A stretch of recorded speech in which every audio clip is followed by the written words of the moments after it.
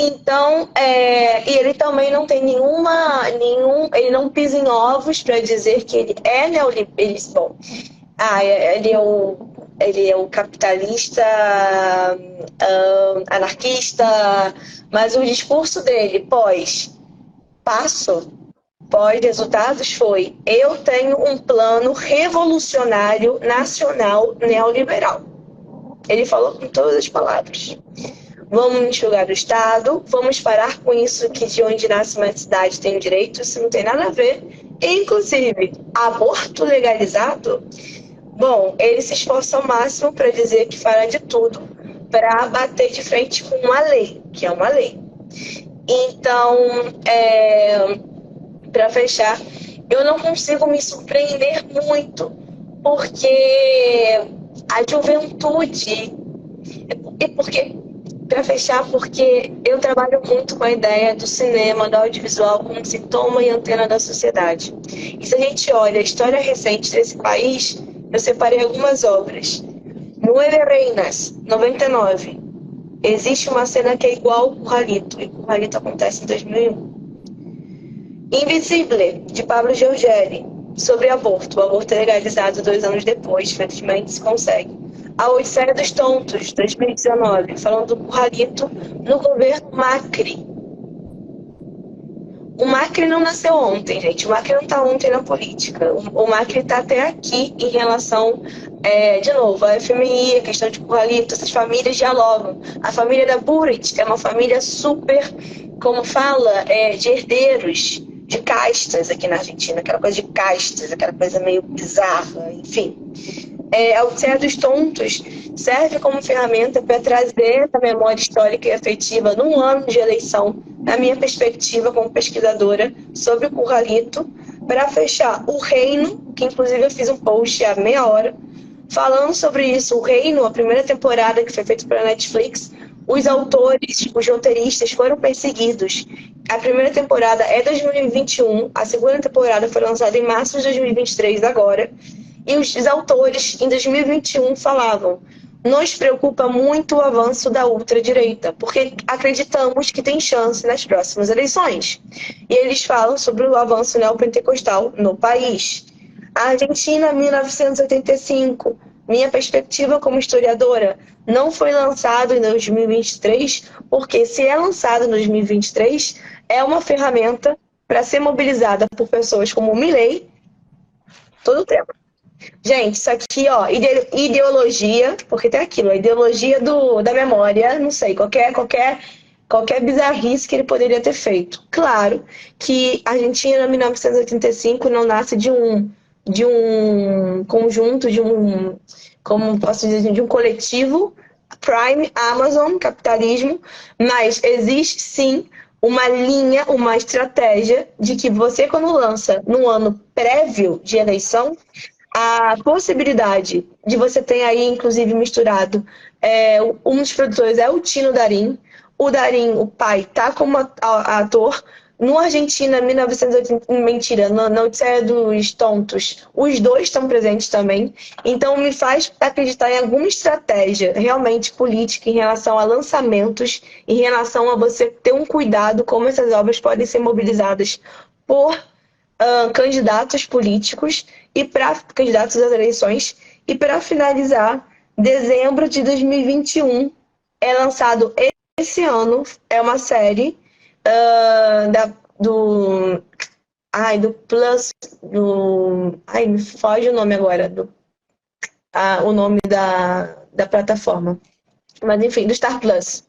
É lançado esse ano, fala sobre o Curralito, dá os nomes aos bois de todos os envolvidos, e é um diretor muito envolvido, ele que é o Benjamin Ávila, que ele é o diretor de Infância Clandestina também.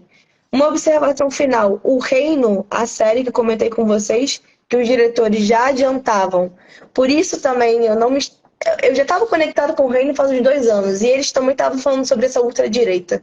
O Reino não só fala sobre a ultradireita, o neopentecostalismo, que não é tão falado aqui na Argentina quanto deveria ser, em relação, agora sim estão falando sobre esse apoio um pouco silencioso que está tendo sobre a campanha do Milei.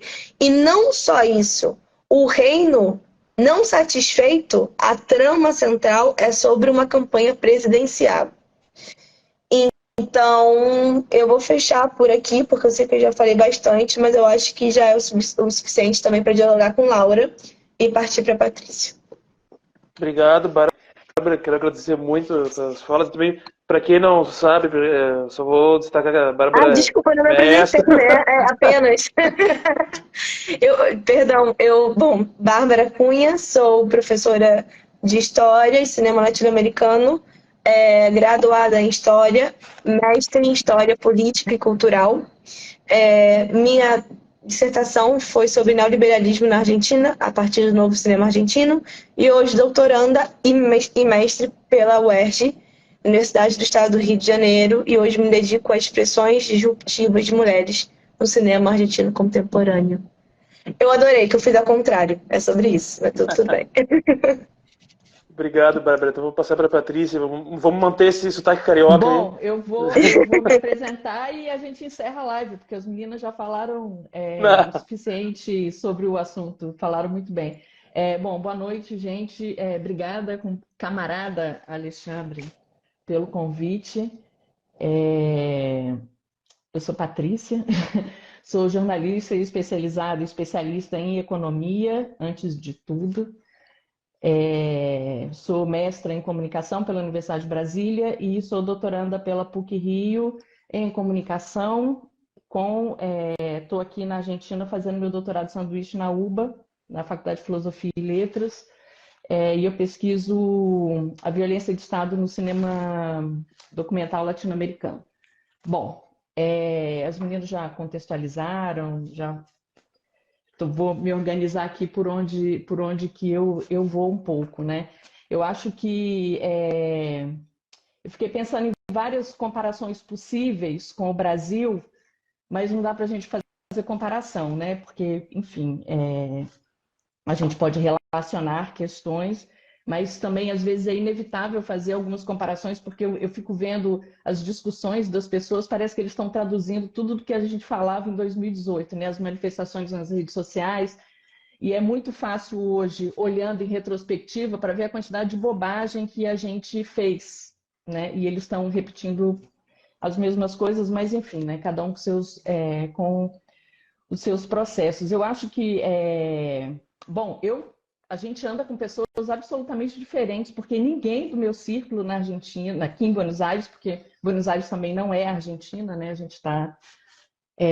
ninguém achava que o Milei não tinha chance. Todas as pessoas com quem eu me relaciono sabiam, inclusive desde o ano passado, enfim, de conversas, então nós não estamos andando com as mesmas pessoas, definitivamente. O meu círculo já tinha uma outra compreensão. Eu acho que o desafio, né, que está posto depois dessas eleições primárias, que também é uma inovação, não é uma coisa que sempre teve, né, na política argentina, uma inovação trazida pela Cristina, quem que vai oferecer uma solução para uma população desiludida com a política interna, né? E quem vai oferecer um projeto que vai dar conta de mitigar os efeitos nefastos do capitalismo rentista. É isso que está posto, né?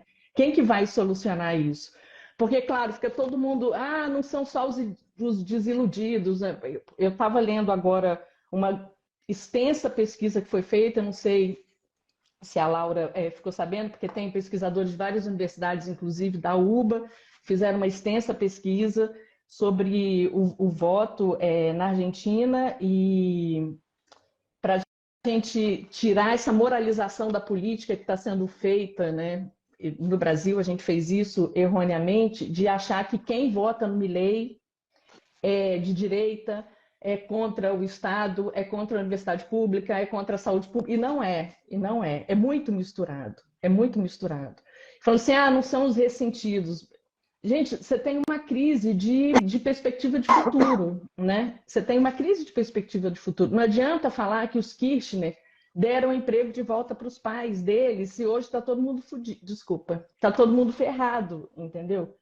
Então, é assim, a Argentina tem um nível de desemprego baixíssimo, só que tem um nível de pobreza que vem aumentando nos últimos 50 anos absurdamente. Você passa de 3% em 5 décadas para 40% de pobreza no país. Então, que solução que os peronistas podem dar dentro dessa perspectiva? E, aliás, que peronismo, né? Uma coisa extremamente significativa para mim foi em março assistir a Cristina. Eu peço desculpa antecipadamente se algum amigo meu peronista estiver me assistindo. A Cristina numa cúpula de presidentes estrangeiros aqui, em função das celebrações e discussões sobre direitos humanos em março, né? Que sempre tem. O presidente espanhol, ex-presidente espanhol, falou, porque a esquerda, ela falou assim, não, esquerda não. Aqui na Argentina nós somos peronistas. Então, assim, ainda por cima tratar o peronismo como esquerda já é um problema, né? Então, hoje eu fico pensando, e o Massa é uma figura extremamente complexa, que cede a todas as chantagens do FMI. Não adianta a Cristina ir para a televisão e falar assim, quem trouxe o FMI foi o Macri. Eu frequento a Argentina sistematicamente há quase 20 anos. Quase todo. Eu tenho uma relação muito antiga com a Argentina e fico vendo coisas que eu não via da primeira vez que eu vim, né? Eu moro do lado de um sindicato. Assim que eu vim para esse período de 6 meses, tinha uma pichação dizendo a minha vida estava melhor com o Macri. Não tinha sido ninguém do sindicato, mas era uma provocação ao sindicato, né? Então, foi deteriorando, não adianta ter subsídio, né? O fundamental era que não houvesse essa inflação que tem, porque eu fico conversando com gente que tem mais ou menos o meu nível acadêmico e profissional, né? Então, aqui, como que está a renda dessas pessoas, o que elas podem comprar e o que eu posso comprar com a minha renda, né? Então, você tem uma perda de condição de consumo de coisas básicas, assim. Viajar para o exterior, então, é uma coisa impensável para certa classe, nem classe média, mas uma classe trabalhadora de um determinado nível de renda, né? Então, eu acho que são esses desafios, e as meninas falaram muito de memória, né? E para a gente pensar, eu fico pensando sempre assim, penso muito menos no Milei e muito mais no que o Massa ou o peronismo pode oferecer, porque para a Patrícia, o programa de governo da Patrícia é inexequível, a não ser que ela coloque força, né? As Forças Armadas aqui na Argentina, ao contrário do Brasil, não dão suporte político para ninguém, né? Porque elas, inclusive, não são fonte de jornal como é no Brasil, né? Militar aqui você não tem. E eu estava lendo muitas bobagens que se falou sobre isso nos jornais brasileiros, é uma coisa pavorosa, né? Os textos do Guga Chakra, por exemplo, grande analista de política internacional, são deploráveis, mas a gente sempre tenta traçar um paralelo entre o Milei e o... Já volto no Massa, porque eu fiz uma digressão, assim, a minha dislexia às vezes faz isso comigo, mas as semelhanças entre o Massa e o Bolsonaro, e eu fico pensando nas diferenças, né? Apesar da Bárbara ter levantado essa questão neopentecostal aqui, que tem um crescimento, uma outra coisa também que eu comparo de 20 anos atrás para hoje é a quantidade de igreja e de gente dizendo eu leio, ensino a Bíblia de graça para você, eu não via isso há 20 anos.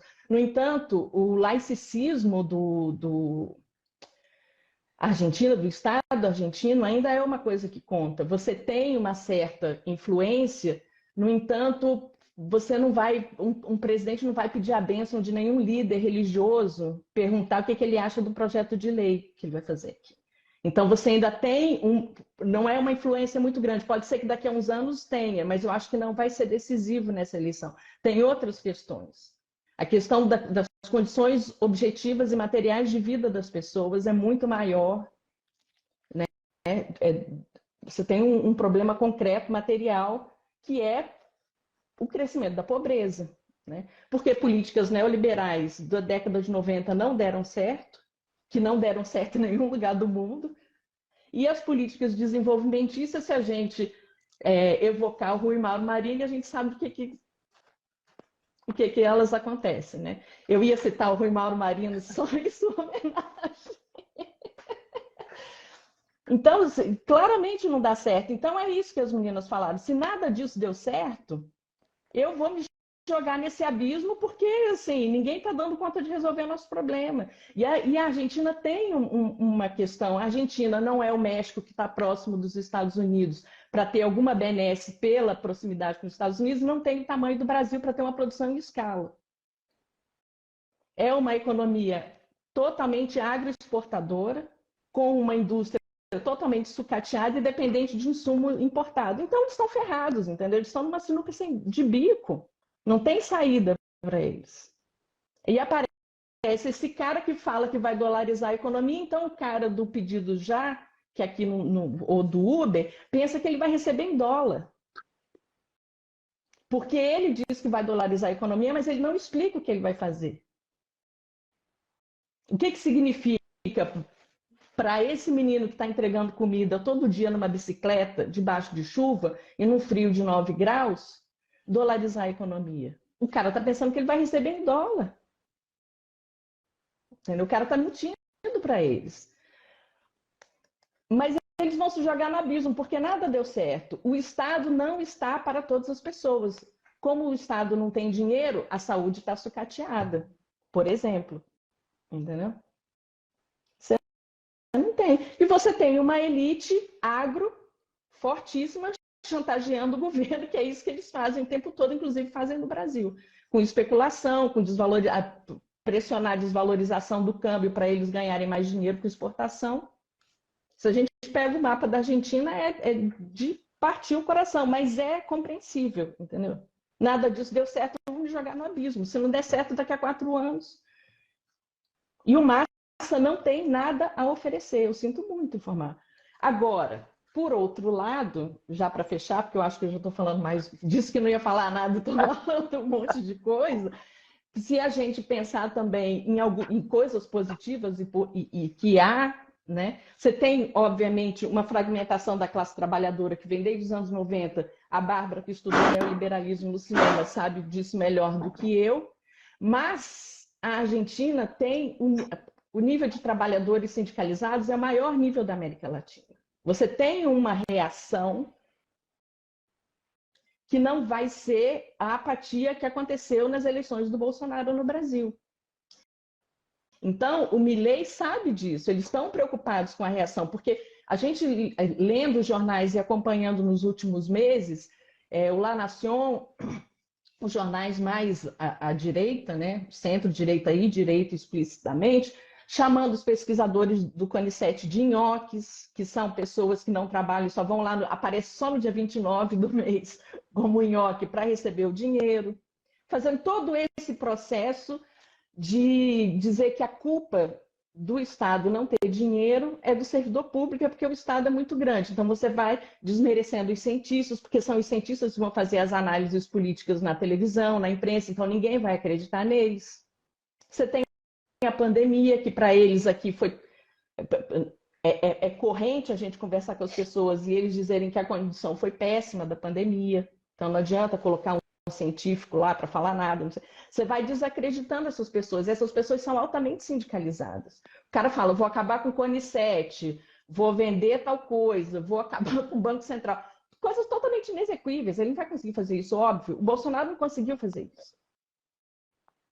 Né? Então, a gente também tem que pensar na reação da população. Então, uma coisa que eu acho que a gente fez no Brasil, quando a gente moralizou a política, foi colocar a culpa da eleição no Bolsonaro só em quem votou. Quem votou é burro, quem votou é isso, quem votou é aquilo, quem votou... Eu estou vendo esse movimento aqui também. Tem um sistema todo que leva as pessoas a votar nisso. Eu estou falando isso do eleitor mediano, eu não estou falando do especulador, do cara, não estou falando dessa galera, estou falando da gente, nível da gente que vota, né?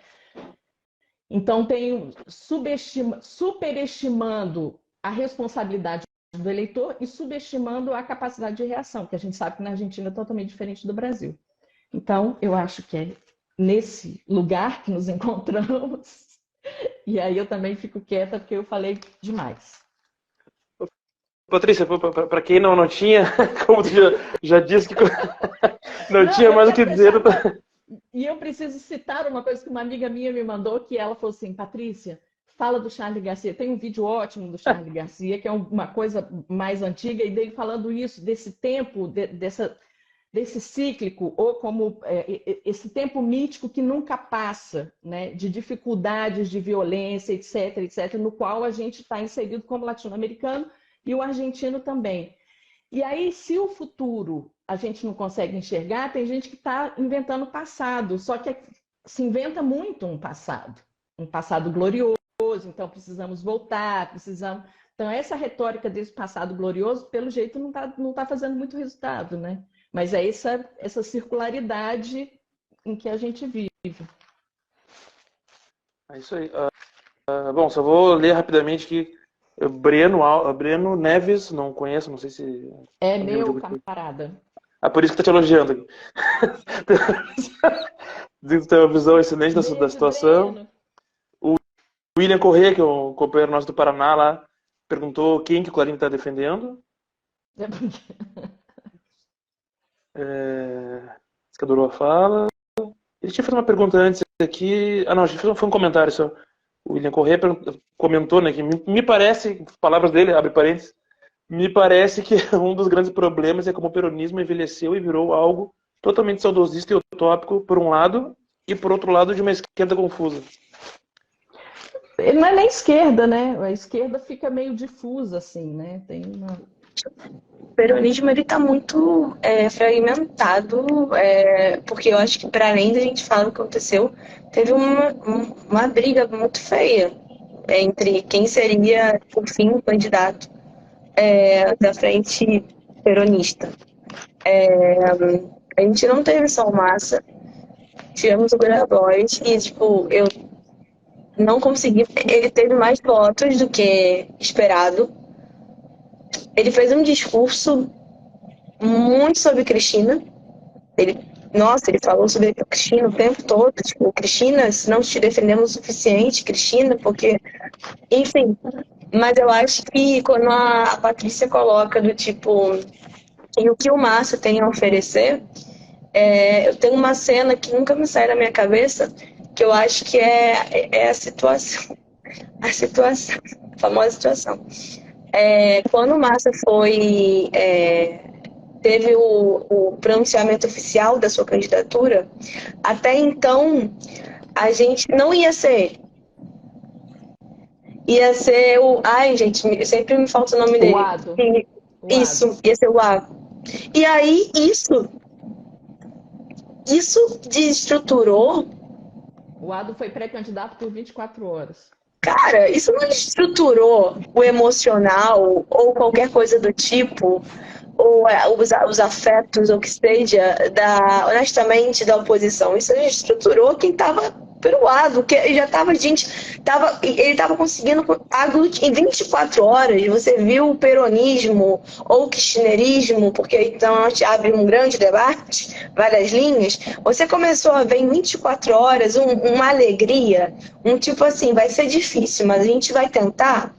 Só que aí 24 horas depois, me aparece a Cristina Kirchner ao lado do Massa, numa mesa, diante do avião que foi repatriado, que foi o avião dos voos da morte, da ditadura militar.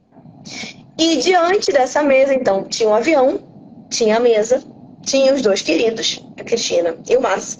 E em frente dessa mesa tinha as avós e as mães, das abuelas e las madres da Praça de Mayo, junto com o Ado, escutando que o candidato, claro que não foi de surpresa, ele já sabia, enfim, que o candidato não seria mais ele, o candidato seria o Massa.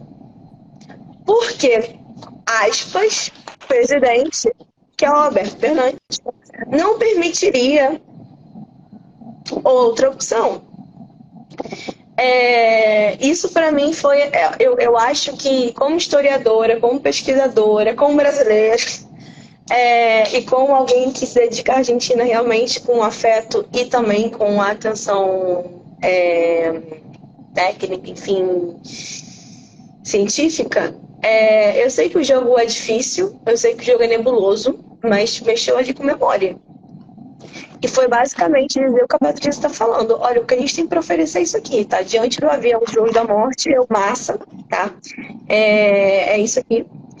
E o Massa, ele é hoje em dia o ministro da Economia, e eu acho que isso não é chover no molhado. Eu acho que quando eu falo que ele é o ministro da Economia, não é dizer tipo, nossa, é sério que eles vão ter coragem de fazer isso? Não, porque eu acho que a crise da... Acho não, né?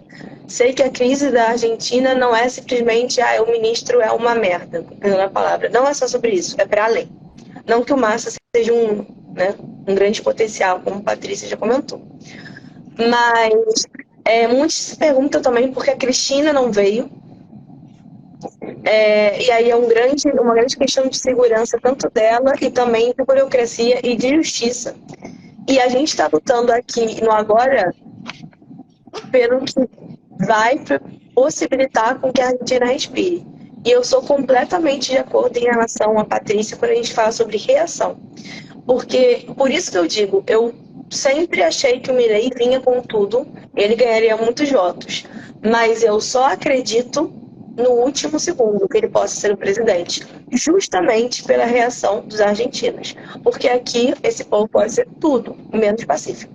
Ele é organizado, ele ama uma briga e os argentinos se bancam.